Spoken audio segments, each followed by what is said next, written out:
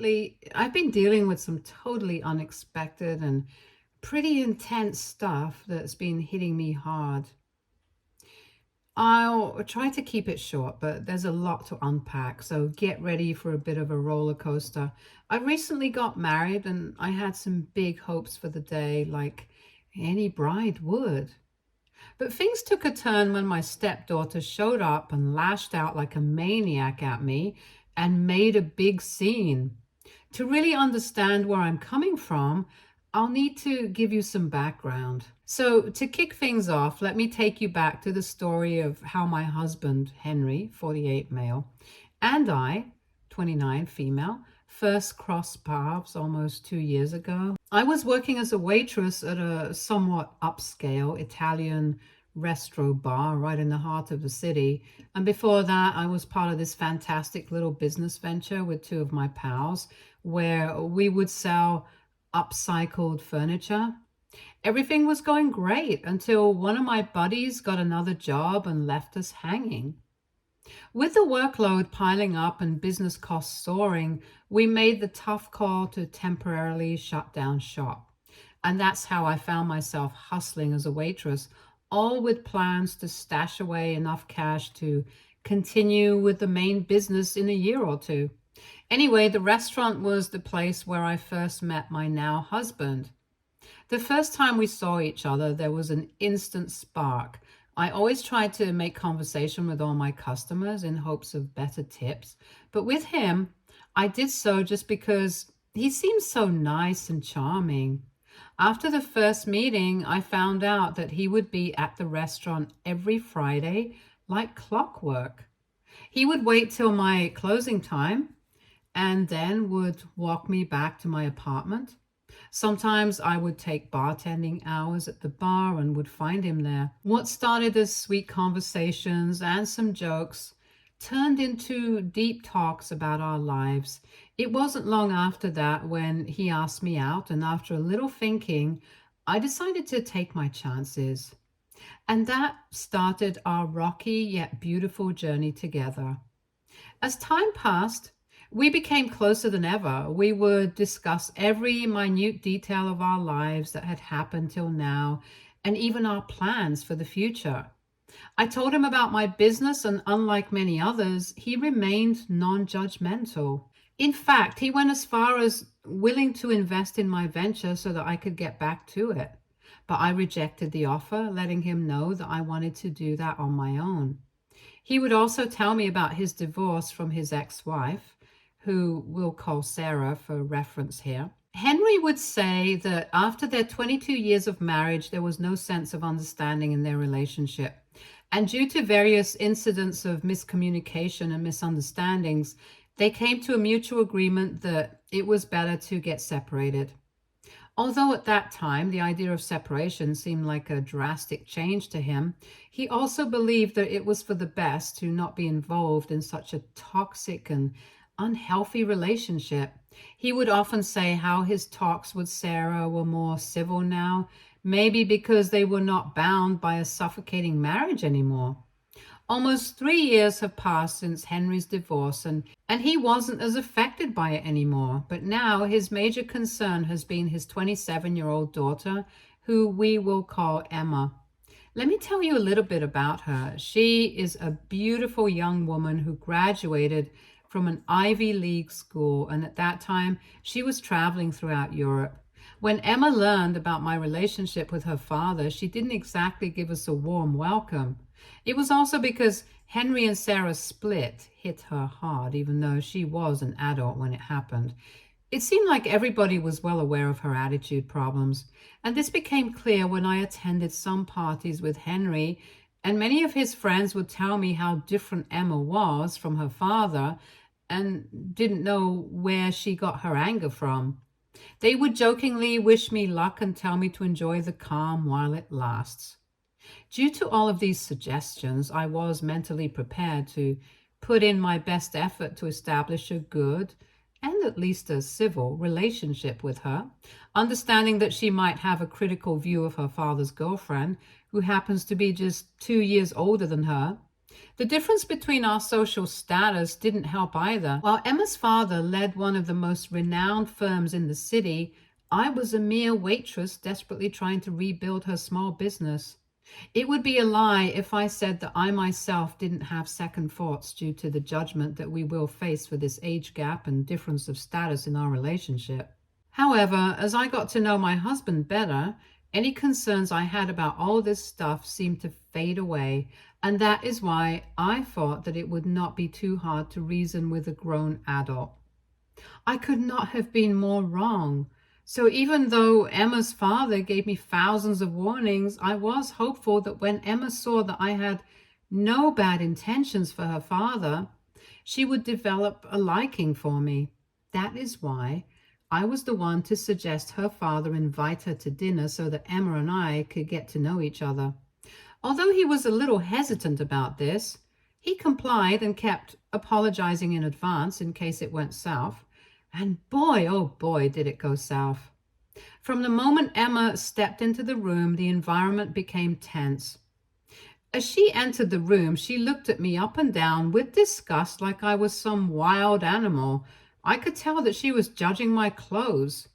But I kept my cool and reminded myself that she didn't know me yet and I might be overthinking it. I was so sure that the fact that I had prepared dinner for her would impress her. And when we started to eat, Henry asked her how was the meal, and she made a snarky comment that it was the only thing making this evening bearable. But her expression turned sour again when he told her that I made the whole thing. The only thing she wanted to talk about was her mother, Sarah, who was in Italy at the time with her current boyfriend. She kept repeating things like how Sarah's partner was so nice and was around her mother's age.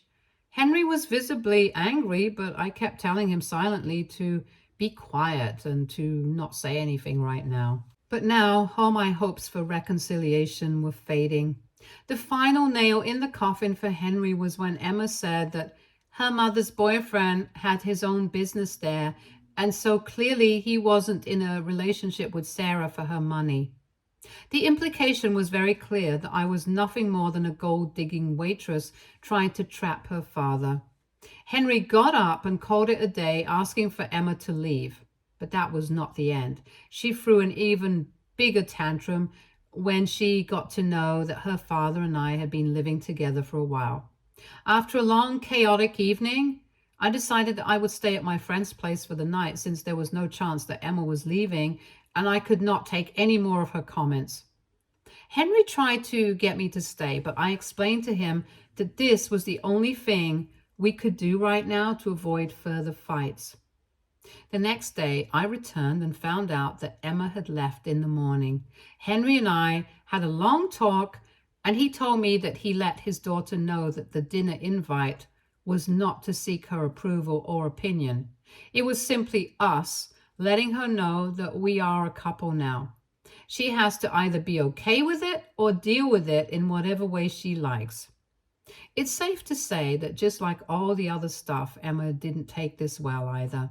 Even though I was a little sad about the whole scene that happened a night ago, I was also happy to have a man who defended me in front of his own daughter. It just brought me and Henry closer than before. A year after we met, Henry proposed during a romantic weekend getaway. It was perfect, and I said yes without hesitation. I could not have been happier, as I was engaged to the most amazing man. We were excited to do all the wedding planning and invite our friends and families to share our happiness. And since we were talking about inviting family, how could we forget Emma? Henry would repeatedly ask me if I was sure about this, and I just said that she was his daughter and she deserved to be invited and be part of her father's happiness. I had no hopes of bonding with her, but I just thought that if she had even the littlest bit of kindness in her heart, she would at least try to be nice in front of so many people for her father's sake. We carried on with our wedding plans, choosing the venue, the theme, and all the other fancy stuff, almost forgetting about Emma's invite. And that's why we were caught off guard when Emma RSVP'd yes to the invitation. Henry was overjoyed, convinced that this was a sign that she was finally accepting our relationship. I was a little cautious, remembering all the hurtful things she had said and done over the past year. At the same time, a tiny part of me was also hopeful again for a better future. Finally, the wedding day arrived, and I was experiencing a lot of wedding jitters. As if organizing the wedding wasn't stressful enough, I also discovered 2 weeks ago that I was pregnant.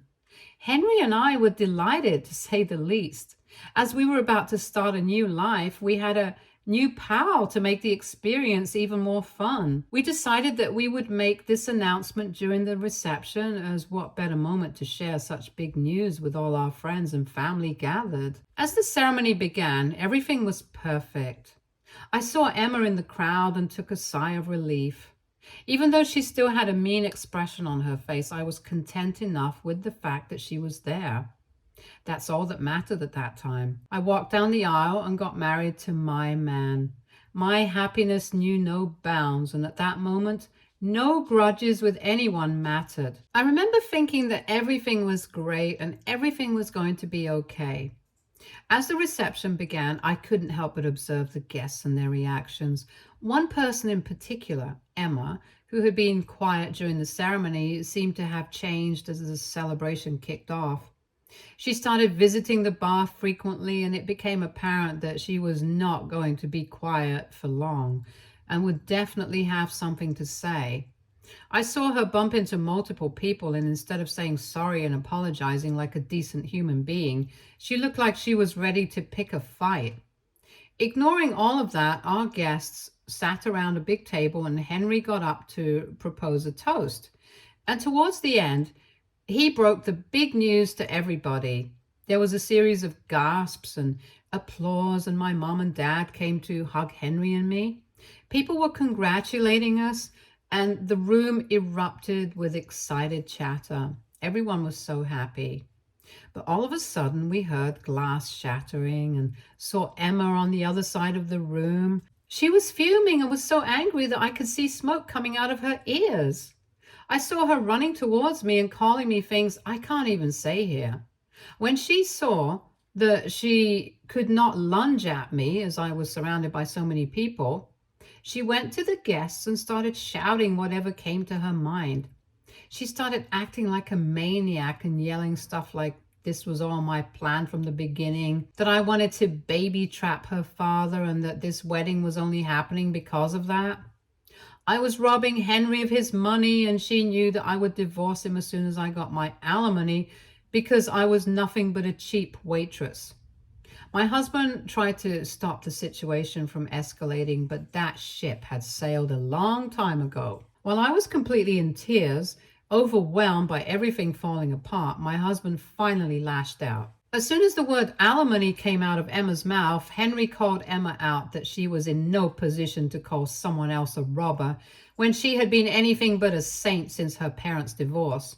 Apparently, Sarah, i.e. Emma's mother, had recently disowned her because Emma was stealing from her, and that too for gambling.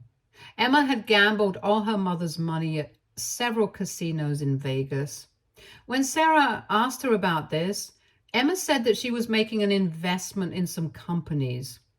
Sarah thought that finally her daughter was on the right path and would help her with the business in the future.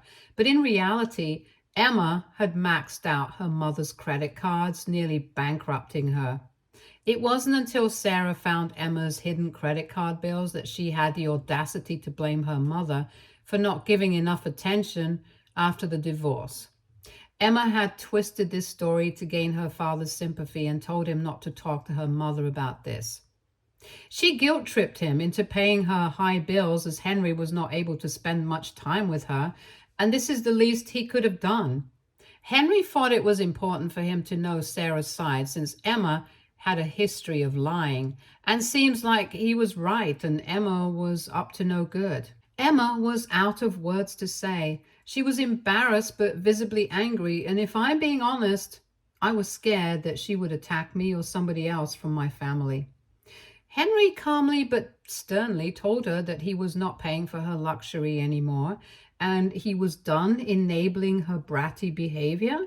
And the only time she should be seen around us from now on is when she has decided to accept her mistakes and apologize. He gave her the final warning: if she did not leave the premises in under a minute, he would call security. Emma stood there, mouth opening and closing like a fish out of water. Tears were streaming down her face, and for a moment I felt a pang of sympathy for her. Despite everything she had done and said, she was still just a young woman, clearly struggling with her own demons. Very soon after that, she left, and we had to get back to the wedding reception.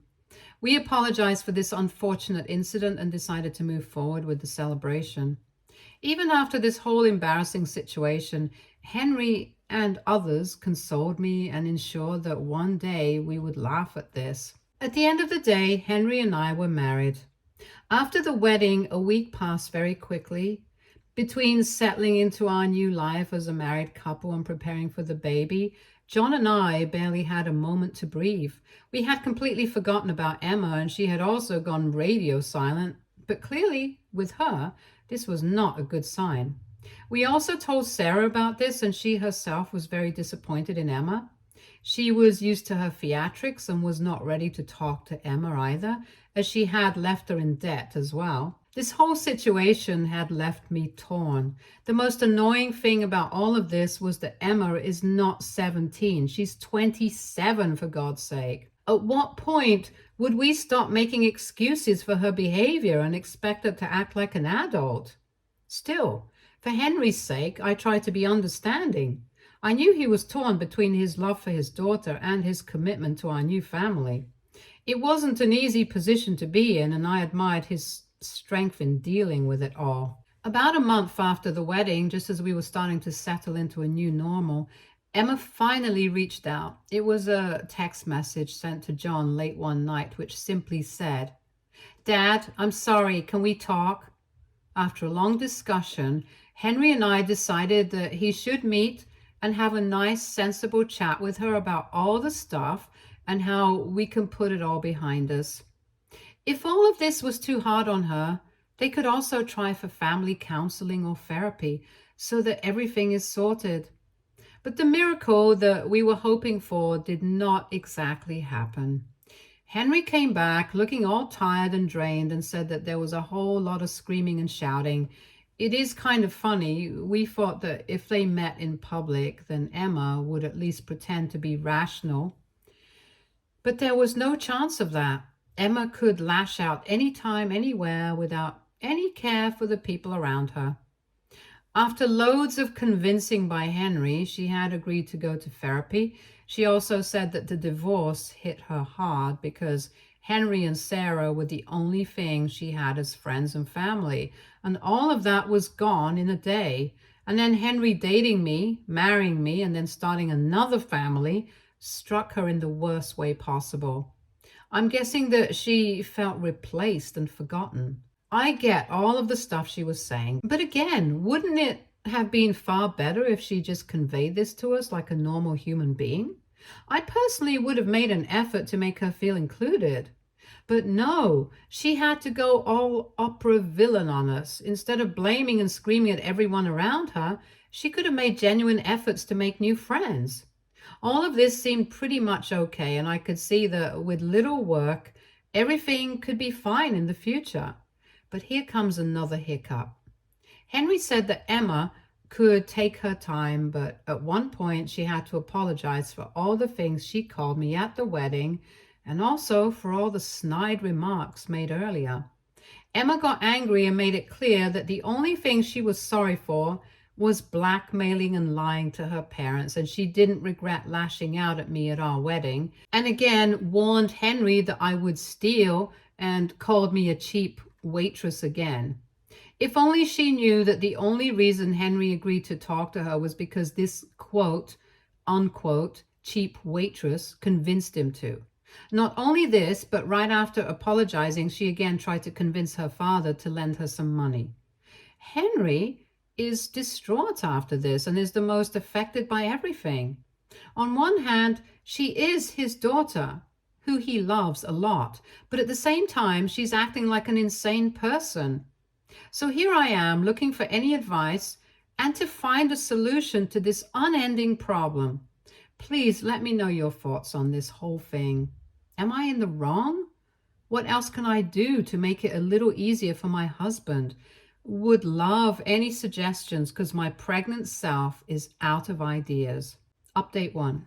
Just when we thought the dust had settled, Emma has proven once again that she's far from done with her ridiculous antics.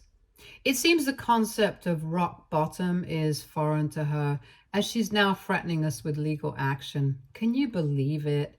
When she realized that there was no other way she could harass us, she claimed she deserved an inheritance and had rights to all of Henry's property as his daughter.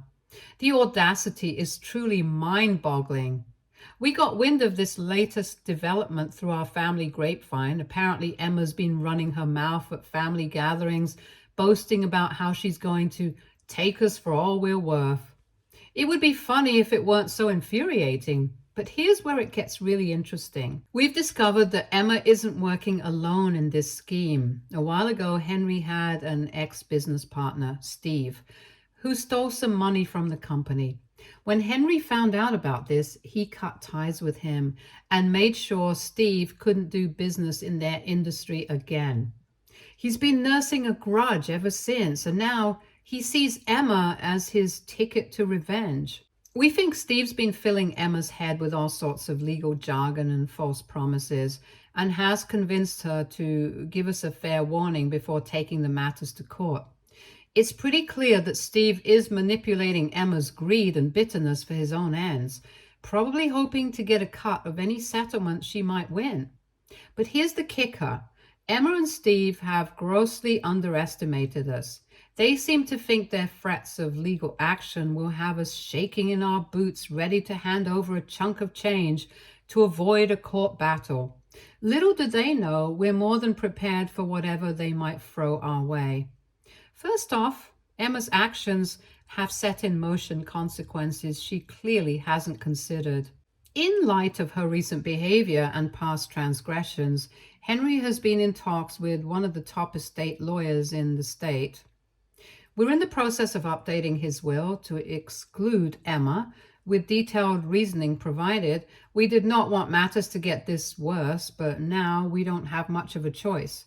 Once this is finalized, she will have no claim to Henry's property. I just know that somewhere she's fuming and cursing me for everything that is happening, but that is not new to me anymore.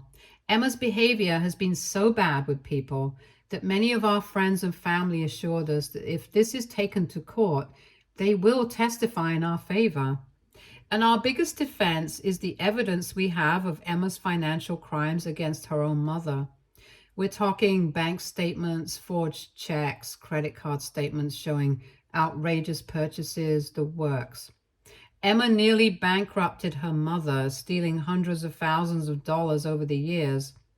Her mother, bless her heart, never pressed charges, hoping Emma would turn her life around, but she did provide us with all the documentation just in case something like this ever happened. If Emma and Steve want to take this to court, they're in for a rude awakening. Not only will their case be thrown out, but Emma could find herself facing criminal charges for her past actions. If it comes down to it, we're fully prepared to present all of this evidence. Update 2. It's been a while since Emma's last outburst, and it's been weirdly calm in all of our lives. We haven't heard a peep from her, which, if I'm being honest, has me more on edge than her usual drama. In my experience, silence from Emma is like the calm before a storm. It usually means she's plotting something big, but who knows? Maybe, just maybe, she's finally come to her senses and realized that all of the fighting was meaningless. Though, given her track record, I'm not holding my breath. This period of quiet has given us a chance to focus on our lives and prepare for the future. I've been taking some business classes online, hoping to expand my skill set and get back to my business of upscaled furniture sometime after the baby's born. It's been challenging but incredibly rewarding. I felt happy and at peace when I busied myself learning new things and planning for a future that doesn't revolve around Emma's next meltdown. In an unexpected turn of events, I've actually become quite close with Sarah, Emma's mother. It started with a chance encounter at a local cafe. I was there just because I wanted to get out of the house when I saw her walk in. There was a moment of awkwardness, but then she asked if she could join me. Over tea, we started talking, and I was surprised by how easy it was to connect with her. Sarah shared some insights into Emma's behavior that I thought explained a lot of her blow-ups. When Emma first found out about Henry and me, she went on a rampage of rumor spreading. I know, not new. She told anyone who would listen that I was the reason for Henry and Sarah's divorce, claiming that Henry had been seeing me for years before they split up. Of course, this was completely false. Henry and I didn't even meet until years after his divorce was finalized. But Emma, in her desperation to paint me as the villain, didn't care about facts at all. What struck me most was Sarah's resignation to Emma's behavior. She spoke about her daughter with a mix of love and profound disappointment. She said that Emma has always had a flair for drama, but she never thought it would go this far. She just didn't get what triggered her to lie so blatantly, to try to ruin her father's happiness. I realized Sarah carried a lot of guilt for not being able to stop Emma from doing all the stuff she did. We've met up several times since then, and I've come to see Sarah as not just Emma's mother, but as my own friend. I know it is an unlikely friendship, but it's nice to have good people around you in these difficult times. She's even offered to help us if Emma does decide to pursue legal action, saying she'll testify about Emma's past behavior if necessary. It's a generous offer, and one that I'm sure pains her to make. But she feels it's the right thing to do. Despite the calm, we're not letting our guard down. We've kept our lawyer updated on the situation, and he's prepared to act if Emma does decide to move forward with her threats of legal action. We've also taken steps to secure our financial information and have alerted our bank to be on the lookout for any suspicious activity. We are definitely determined not to be caught off guard by any potential schemes. In the meantime, life goes on. Henry's business is thriving, and he's been incredibly supportive of my educational pursuits. We've been trying to focus on the positive aspects of our lives, our strong relationship, our supportive friends, and the baby that is going to be here very soon. I have decided that I will give myself a break from all this drama since I'm in the third trimester, and this is what my baby and I need. As for Emma, well, only time will tell what her next move will be. Part of me hopes that this silence means she's finally growing up and moving on with her life. But the realist in me knows that with Emma, it's only a matter of time before the other shoe drops. Whatever happens, though, I know that Henry and I can handle it together. We have gone through worse and come out stronger every time. For now, we're careful but optimistic about the future. We're planning a small getaway for the next few days, just the two of us to relax and reconnect away from the stress of everyday life. And who knows? Maybe by the time we get back, we'll have some exciting news to share. Also, I know I haven't said this much, but I am very grateful for all your advice and good wishes in the comments. Throughout this incident, I have felt like an imposter a million times and questioned if I was somehow in the wrong. So thank you for supporting me. Update 3. Hey guys, hope you're well. Henry and I just got back from a getaway and got news from one of our friends. Turns out there was still some hope for Emma after all. After realizing that she was being manipulated by Steve and he was creating chaos for his benefit, she went to one of Henry's friends for help. He was the one who let us know about this. Emma had a breakdown and told them that she messed up a lot.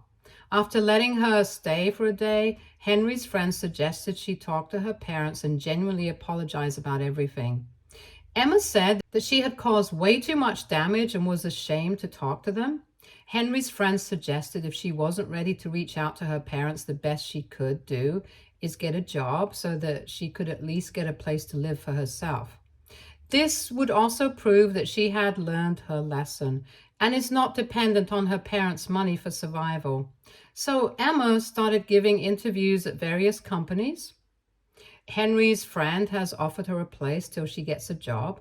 We also told Sarah about this, and she might visit her in a day or two. All of us are hoping that this helps Emma get on the right path.